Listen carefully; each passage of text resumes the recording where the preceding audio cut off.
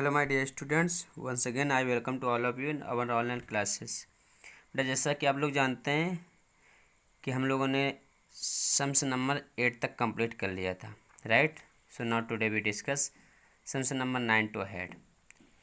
Okay, first of all we read the sums number 9. Sums number 9 according the difference between two numbers is 1876. It's mean 1876. If the smaller number is 7948, then find the larger number. Okay. Two numbers है, उन दोनों का जो difference है, अंतर है, वो आपका है 1876. उसमें कह रहे जो स्मॉलेस्ट नंबर इतनी है, तो आपको फाइंड आउट करना कीजिए जो लार्जेस्ट नंबर होगी, इट्स मीन लार्जेस्ट नंबर होगी, वो क्या होगी। अगर मैं छोटा सा एग्जांपल लेता हूँ बेटा, जैसे मैंने बोल दिया आपके पास टू नंबर्स थे, कोई भी मैंने मान दिया एक ये ए नंबर थी और एक ये बी नंबर थी। चलिए छोड़िए, ऐसे आप लोग अभी इस तरह से समझ नहीं सकते। मान लेते हैं, एग्जांपल्स लेते हैं कि मेरे पास कुछ अमाउंट है, मेरा नाम अभिनव, तो मेरे पास कुछ अमाउंट था, मैंने बोला कुछ भी अमाउंट था, और ये आपका दूसरा बच्चा हो गया प्रिंस प्रजापति। ओके राइट, ये प्रिंस प्रजापति होगा। मैंने बोला हम दोनों लोग जब अपने अमाउंट को देखते हैं तो हम दोनों के अमाउंट का जो डिफरेंस है, भाई मेरे पास कुछ ज़्यादा अमाउंट है और प्रिंस प्रजापति के पास थोड़ा कम अमाउंट है।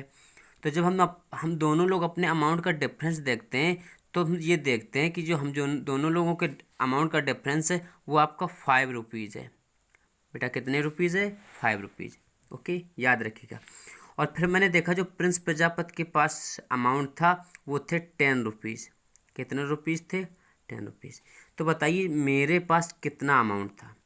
मैंने बोला कि हम दोनों का जो डिफरेंस है अमाउंट का वो 5 रुपीज़ है, अर्थात प्रिंस प्रजापति से मेरे पास 5 रुपीज़ एक्स्ट्रा हैं। यही तो मतलब हुआ। तो अगर प्रिंस प्रजापति के पास 10 रुपीज़ है, इट्स मीन मेरे पास कितने हैं? क्योंकि मेरे पास प्रिंस प्रजापति से 5 रुपीज़ एक्स्ट्रा है, राइट। मेरे पास जो भी अमाउंट है उन दोनों का डिफरेंस 5 आता है। तो इसके पास अगर प्रिंस प्रजापति के पास अगर 10 रुपीज़ है, इट्स मीन मेरे पास इससे 10 से 5 मोर देन होंगे, इट्स मीन 10 + 5, दैट्स मीन मेरे पास कितने रुपीज़ होंगे? 15। समझ पा रहे हैं आप लोग मैं क्या समझाना चाह रहा हूँ? मेरा अमाउंट था और जो प्रिंस प्रजापति का अमाउंट था, दोनों का जो डिफरेंस है बेटा वो आपका 5 रुपीज़ है। प्रिंस प्रजापति के पास 10 रुपीज़ थे, तो मेरे पास कितने होंगे? प्रिंस प्रजापति से 5 रुपीज़ एक्स्ट्रा होंगे, तो मेरे पास 15 होंगे। ओके, यही आपका सम्स नंबर 9 बोल रहा है। तो अकॉर्डिंग टू 9 नंबर सम्स, ये आपका है the difference of two numbers. बेटा कितना? 1876। स्मॉलर नंबर आपका दिया है और लार्जेस्ट बोले या लार्जर बोले। ओके, आपसे पूछा बेटा, तो इन दोनों को हमें क्या करना है? ऐड करना है। 8 6 14 carry 1 178 8 4 2 carry 1 189 9 9 18 carry 1 1 1 2 2 7 9। That's your answer. Okay, I hope आप समझ गए होंगे। So now we read the sums number 10.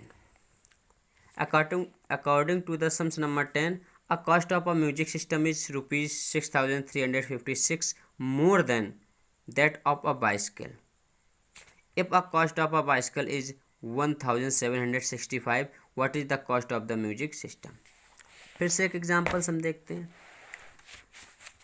Examples ये छोटा सा एग्जाम्पल है। मेरे पास एक बुक है, ओके राइट, बुक्स की बात करता हूँ मैं। मान लेते हैं आप क्लास में, जैसे मान लेते हैं ये आपका आराध्य यादव है और ये आपका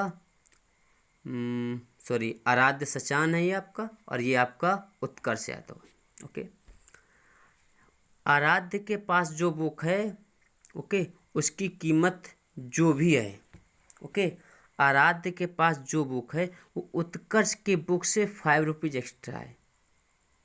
आराध्य के पास जो बुक थी उत्कर्ष के पास जो बुक थी वो आराध्य की बुक से, आई रिपीटेड,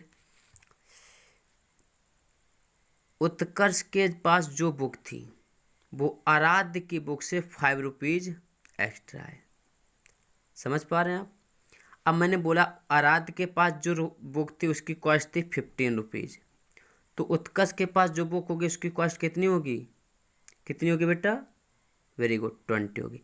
क्योंकि अभी मैंने बोला कि जो उत्कर्ष के पास बुक है, आराध्य की बुक की कॉस्ट से 5 रुपीज़ मोर देन है, इससे 5 रुपीज़ एक्स्ट्रा है।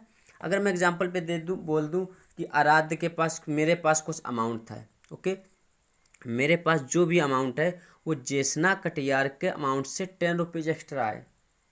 फिर मुझे पता चला कि जेसना के पास 20 रुपीज़ है, तो मेरे पास कितने होंगे, बिकॉज जेसना के पास आपके 20 रुपीज़ थे, तो मेरे पास जेसना से 10 रुपीज़ एक्स्ट्रा है, दैट्स मीन मेरे पास 30 रुपीज़ होंगे। ओके, बस सॉल्व हो गया आपका। The cost of a bicycle 1765 rupees, music system cost more than 6356, okay, of a bicycle. तो बस the cost of a music system is 176, दोनों को हम क्या करेंगे, ऐड कर देंगे। अभी मैंने आपको एग्जांपल में समझाया था, जब दोनों को ऐड करेंगे तो ये आपका आंसर आ जाएगा। ओके, अब आप ऐड करना तो सीख ही गए होंगे, तो आप ऐड कर लेंगे। बस आपको इसमें लैंग्वेज समझना है, बाकी ऐड करना तो आप लास्ट क्लास में पढ़ चुके हैं, तो सिर्फ आपको इसकी लैंग्वेज समझना है। ओके, तो आई होप समझ गए होंगे आप। So now we move to the sums number 11. The total number of students in primary, middle and senior classes of a school are 5028, 2396 and 1845 respectively, क्रम से। What is the total strength of a school? आपको बताना है कि जो school की strength है, जनसंख्या है, कितनी होगी। ओके, सो बेटा जो number of students in primary class 5028, middle class and senior class that's, तो क्या टोटल नंबर ऑफ स्टूडेंट। मैंने बताया था आपको लास्ट क्लास में कि कभी भी आपको टोटल, ऑल एंड टुगेदर और ऐड कर लीजिए, total, all and all together. अगर ये वर्ड, चूँकि ऑल तो इसमें आ ही जाता है, अगर आपको ये वर्ड मिलते हैं तो आप बस याद रखिएगा, आपको 90% मोस्टली क्या करना होता है, आपको ऐड करना होता है। तो आपको तो टोटल वर्ड मिल गया, बस आपको क्या करना है, ऐड करना है। क्या करना है, ऐड करना है, बस सबको ऐड कर दीजिए। जब आप ऐड करेंगे तो आपका आंसर ये आ जाएगा। ओके, आप समझ गए होंगे आप, राइट। सो 11 हो गया। अब हम लोग डिस्कस करते हैं sums number 12। Okay, sums number 12 में क्या, a poultry farm produce 1639, 2578, 1456 and 995 eggs in 4 consecutive days। क्रमागत दिनों में बेटा इतने अंडे प्रोड्यूस करता, उत्पादन करता है पोल्ट्री फार्म, अर्थात मुर्गी पालन का जो फॉर्म होता है उधर। How many eggs all together are produce in these days, करत कुल मिलाकर के इन दिनों में 4 डेज में कितने एग्स का प्रोडक्शन होता है। Okay, so the production of eggs in first day इतना, सेकेंड डे इतना, third day and fourth day that is.